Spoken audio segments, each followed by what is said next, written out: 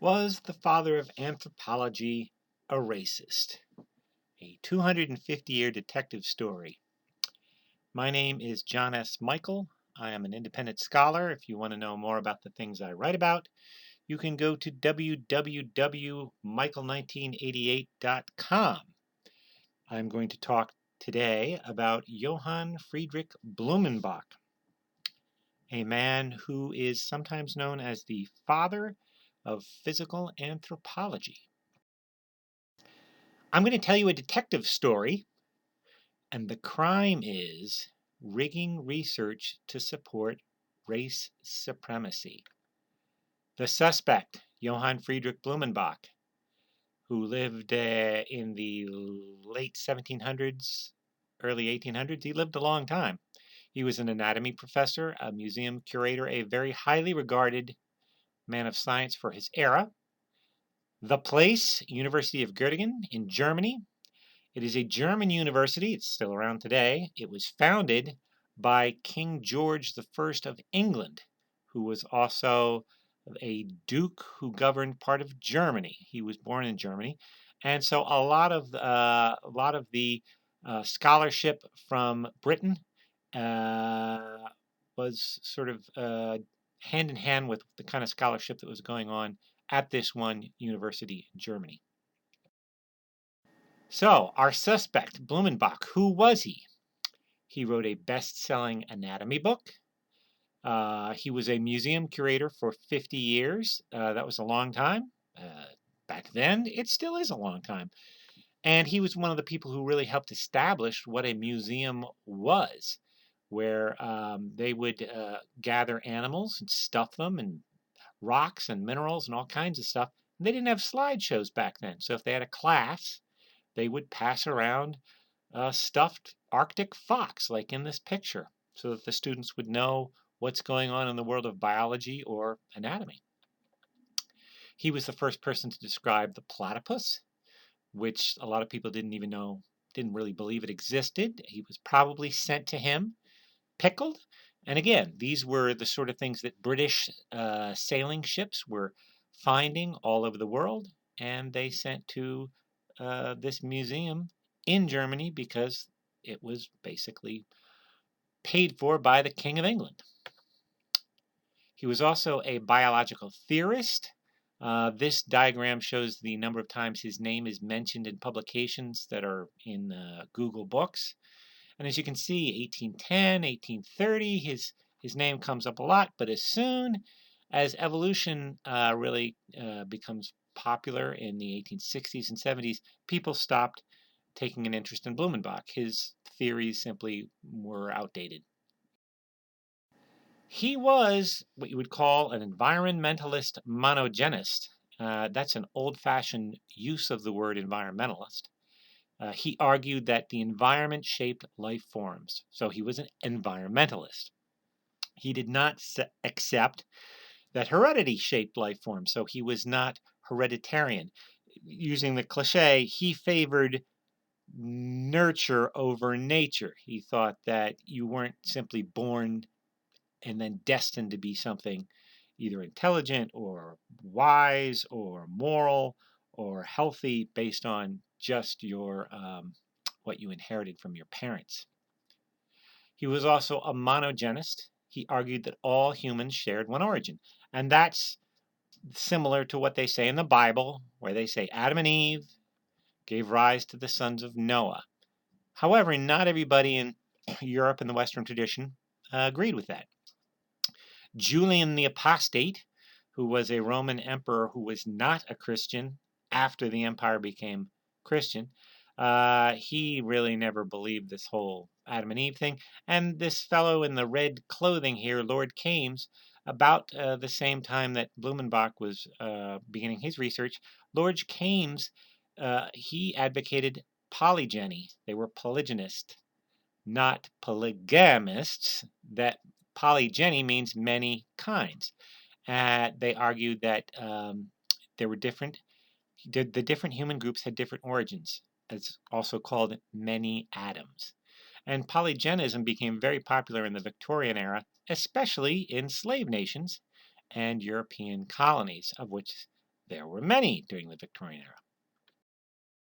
Uh, so, what do we know about Blumenbach from witnesses who actually knew him, met him, worked with him?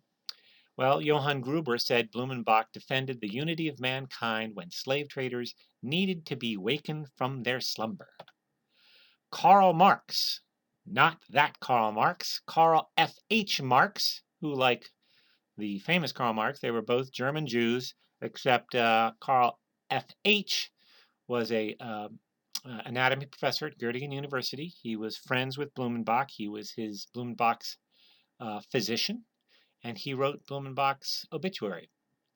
And Marx said when Negroes and savages were regarded as half animals, and when the idea of emancipation of slaves had not begun to excite interest, Blumenbach raised his voice to show that their qualities were not inferior to those of Europeans.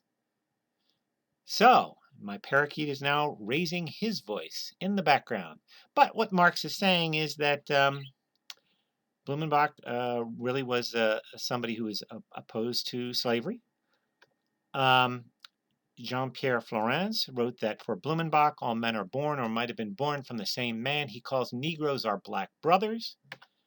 And Friedrich Tiedemann said, my venerable friend Blumenbach and Bishop Gregory were defenders of the intellectual powers of Negroes. Bishop Gregory was, I think his name in French is Gregoire, wrote a book about the called The Literature of Negroes, in which he proposed that West Africans and African Americans had the same abilities mentally as everybody else. Colleague of his. Blumenbach's most famous work was De Generis Humani, the third edition. 1795 is when he wrote it, and he wrote in Latin, Generis humani varietatis quine principis species vero unica. There are 5 principal varieties of humankind, but one species. And in this book, there's this now famous diagram showing 5 skulls, which Blumenbach called the principal varieties. In this work, he didn't refer to them as races. He said they were principal varieties. Mongolian, which was East and Central Asians, Americans from North and South America, Caucasians would be Europe, India, and Mediterranean peoples. Malay is what he called Oceanic and Australian peoples. That would be Polynesians, Melanesians, and then Ethiopian was non-Mediterranean Africans. That would be what you might call Sub-Saharan Africans, Black Africa. Basically, he said, although there seems to be so great a difference between widely separated nations, one variety of mankind does so sensibly pass into each other that you cannot mark out the limits between them. This is a very clunky English translation of his Latin, but what he's saying is there's a racial spectrum. There are these principal varieties of humankind, but they all merge together, and you really can't draw any strong, distinct lines separating them. So let's talk about the translations of De Generis Humani, which is going to be important a little later on. It was 70 years until the document, written in Latin in 1795, was translated into English. First, it was translated into German, which is interesting because he was German and he did not translate his own document into German. Then it was translated from Latin into French in 1806, and then in 1865, 70 years after it was written in Latin, it was translated into English. What was going on during the 1860s? The American Civil War. I'm just going to leave that thought with you. We're going to come back to that, but just keep in your mind that it was translated during the American Civil War, a war which was fought over slavery and what races should or should not be legally enslaved. Just keep this in the back of your mind. So, modern historians, a number of them, have charged that Blumenbach his work was biased and had kind of a very biased view of beauty, such as Scheibinger, who in 1993 said, for Blumenbach, the Caucasians' great beauty simply revealed them as the original humans from which all other races degenerated. Similarly, Dane said Blumenbach's choice of whites as the first humans was evidence of his patent ethnocentrism. Collins said Blumenbach's most destructive theories arranged Caucasians at the top. Kivak said that Blumenbach's hierarchical arrangement favored the Caucasian ideal, and Sussman said the very concept of the Caucasian race was based on purely aesthetic grounds derived from Blumenbach's own sense of aesthetics. This is a very different portrait of Blumenbach than you get from people like Tiedemann, who said that he regarded Negroes and Europeans as equals.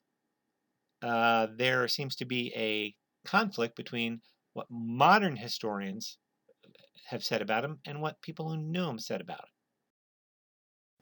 Are these charges fair, these modern historians?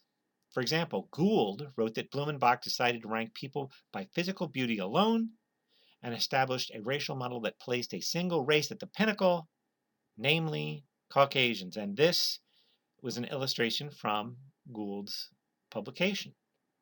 However, Juncker, who's from Germany and speaks German and has read Blumenbach stuff, said Gould miscopied the diagram, and there is no single race at the top, and indeed, that's correct.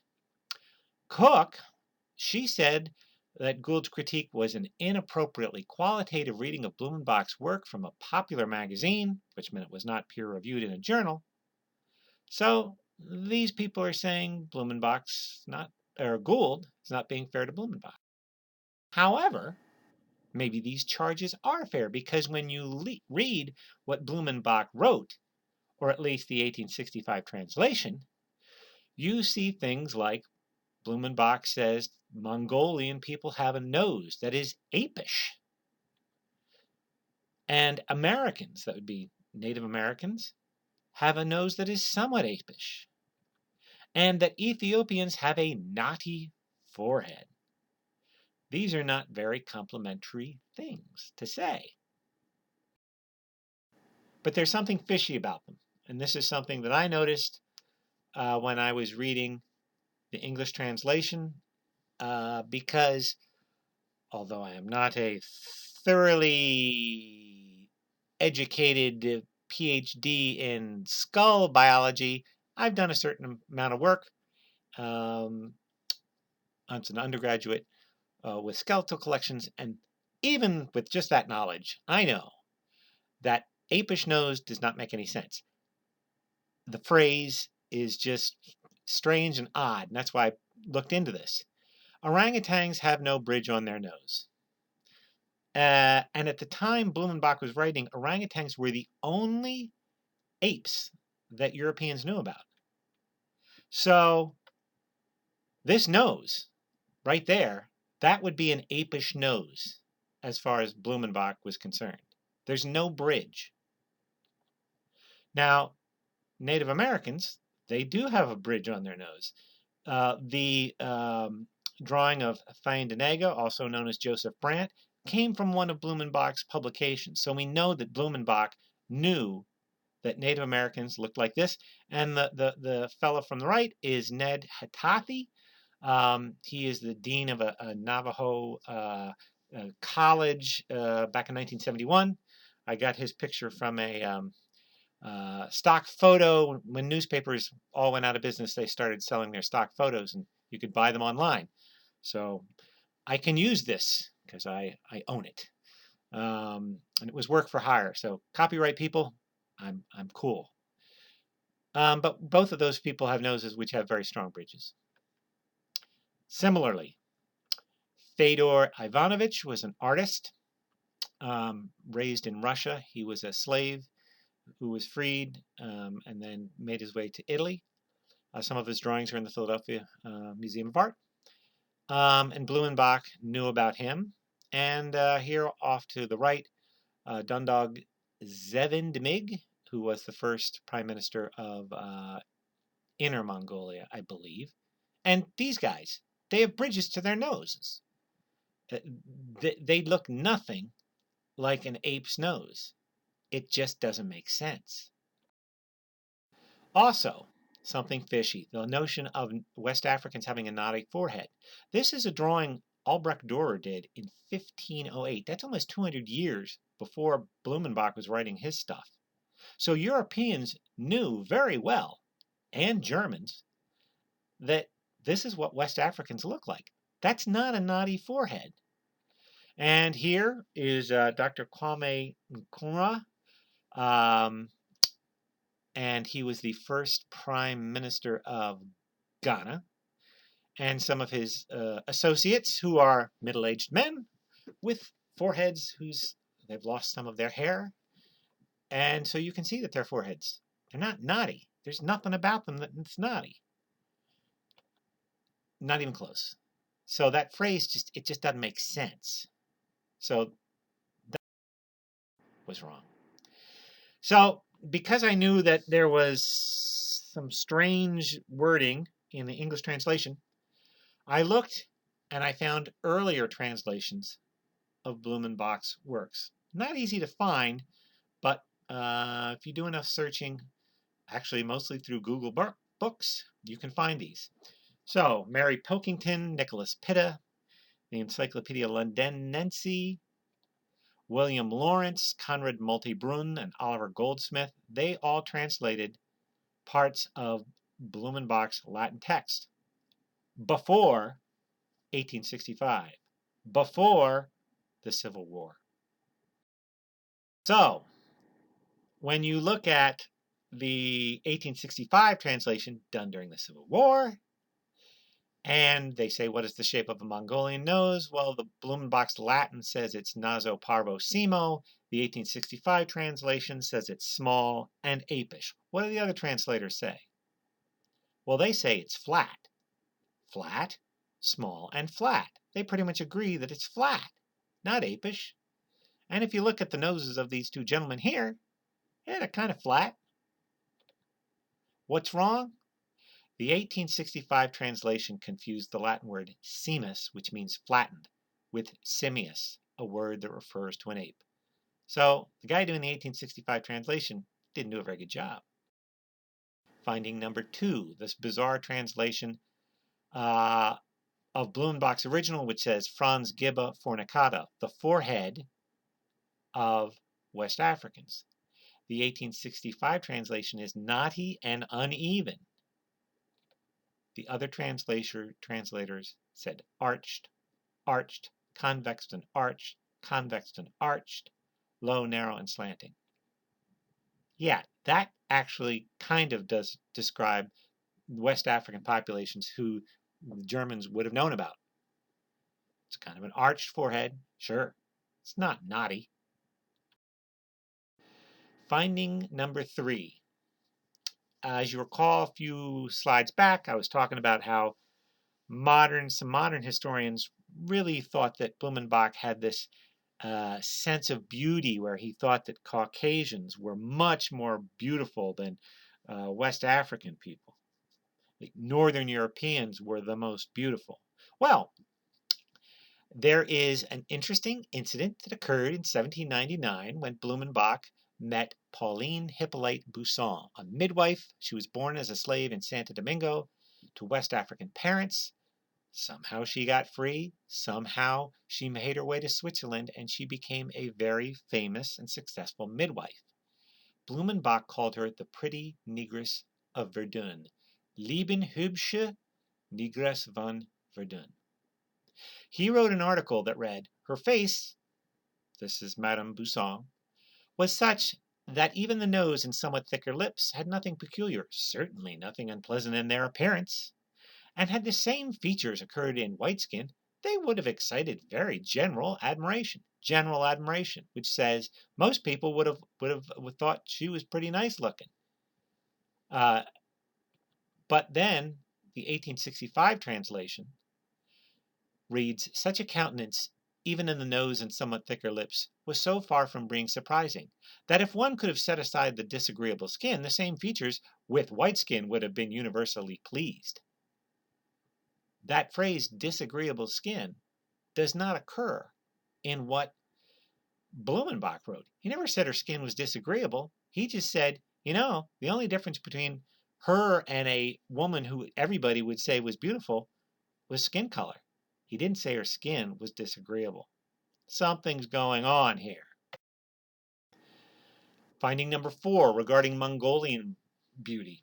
In 1865, the translation written during the Civil War, Blumenbach supposedly said that J.B. de Fischer published a drawing of a Kalmuk skull, and it is ugly.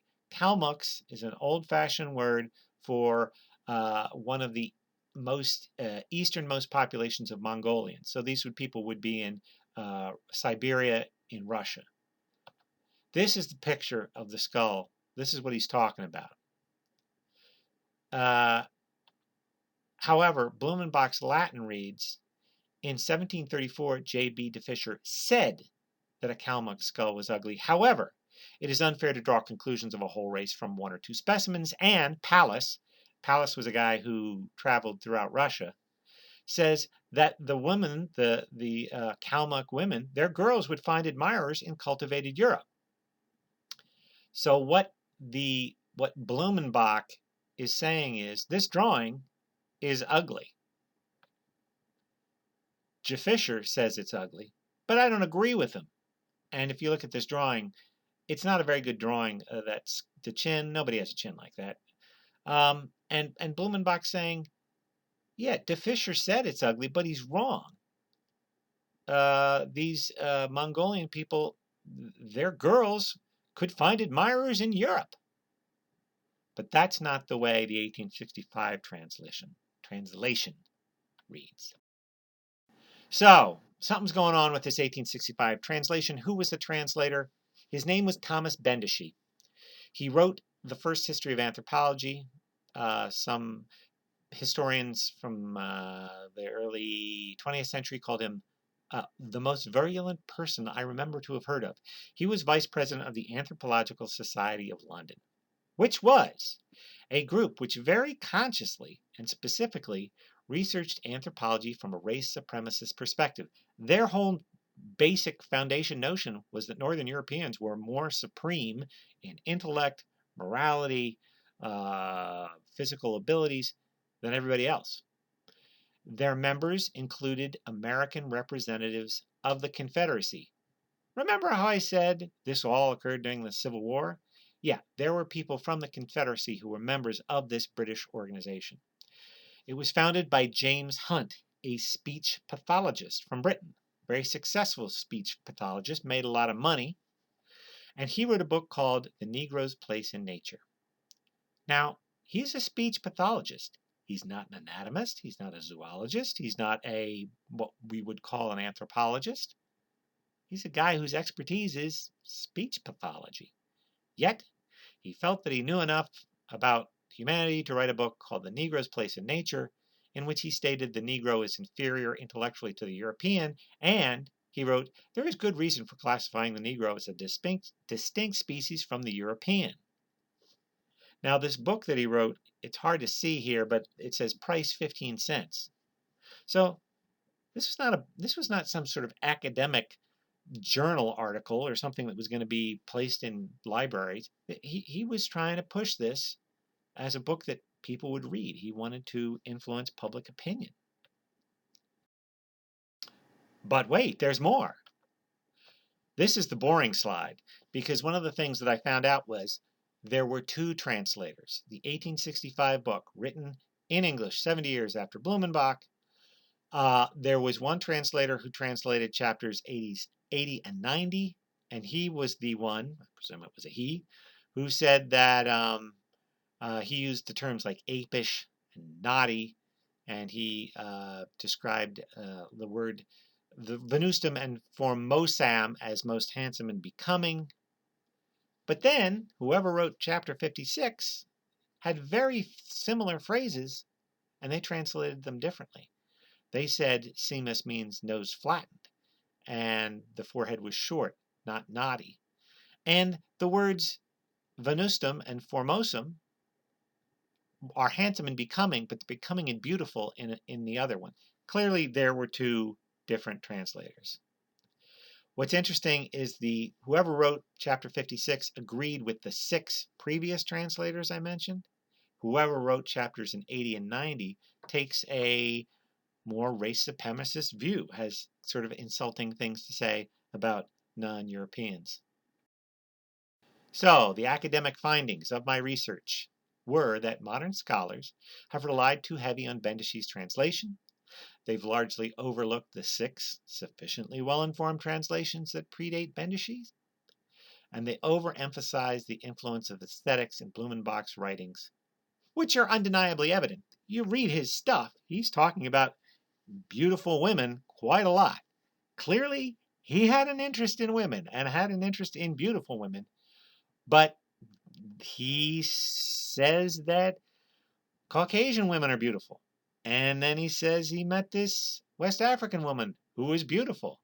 And then he said that he met that he heard about these Mongol women and they're beautiful. He's interested in it, but he's really not ranking people based on it.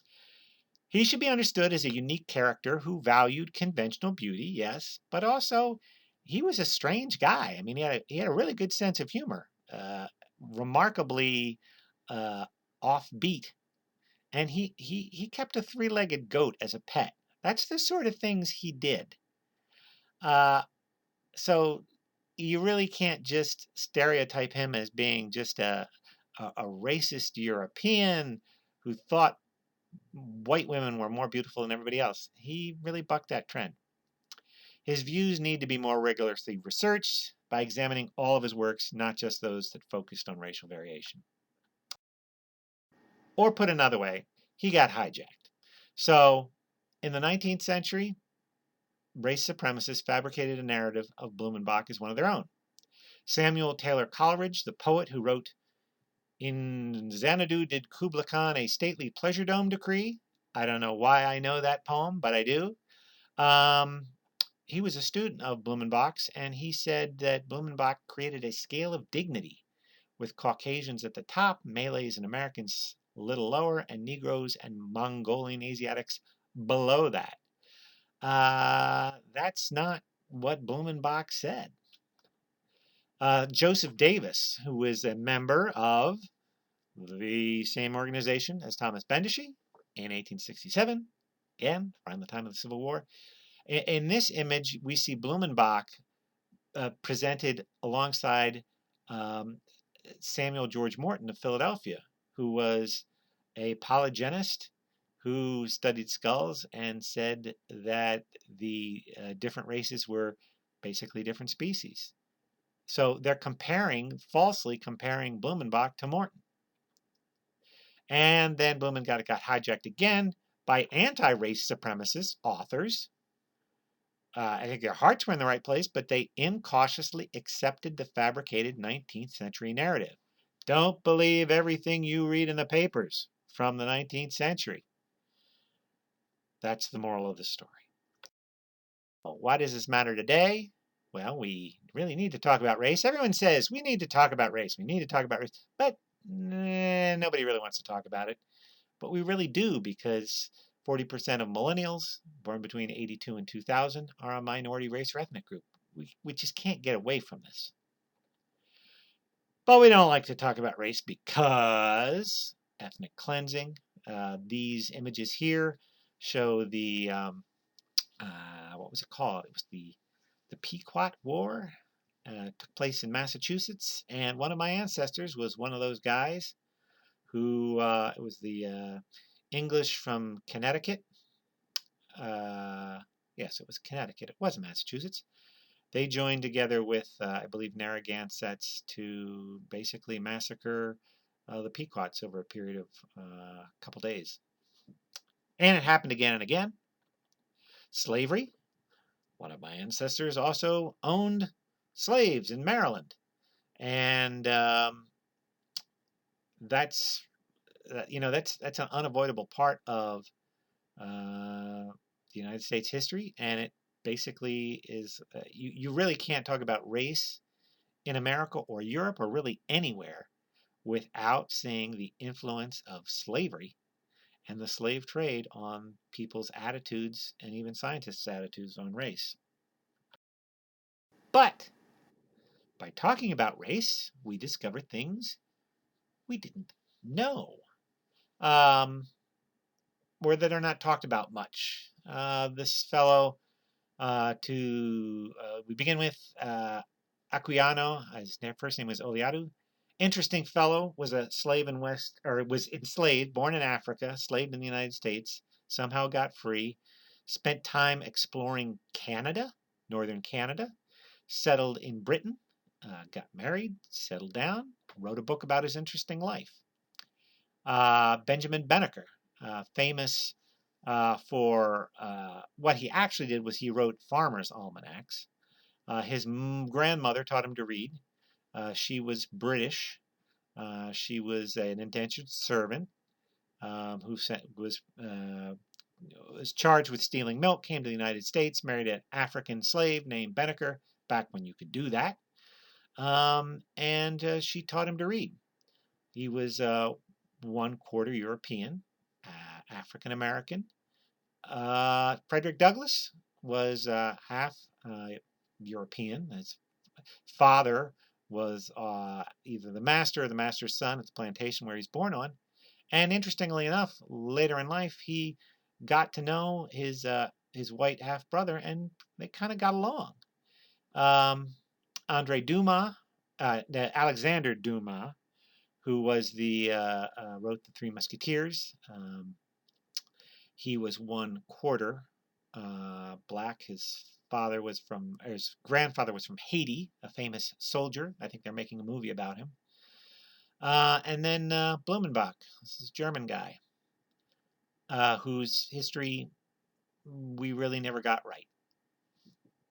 What is sort of heartening for the future of humanity, I think, Blumenbach knew Aquiano. They corresponded by mail, and they visited with each other. When Blumenbach went to Britain for a visit, he ended up having a meeting with King George and some other very important people, and he made a point to go visit his correspondent. I got to think that was an interesting conversation. Two guys who knew a great deal about the peoples of the world. Aquiano knew about West Africa, America, probably saw some of the native peoples of Canada, knew about Europe, and they got together and talked. So there are some good examples of how people in the past have really bucked the trend. Not all of the history of race in the last 300 years in the Atlantic world, Europe, North America, West Africa, it's not all bad. A lot of it is. But we have some examples. We have someone we can point to and say, hey, let's use them as examples. And Blumenbach and Aquiano certainly are two of them. If you would like to read more about this in detail, I have published this in the Journal of, what's it called? History of Science, Technology, and Medicine, published in Germany. And you can read it there. The formal, scientific-like, historical-like language. And if you're interested in more information, you can go to my webpage, www.michael1988.com, and check out some of my other writings.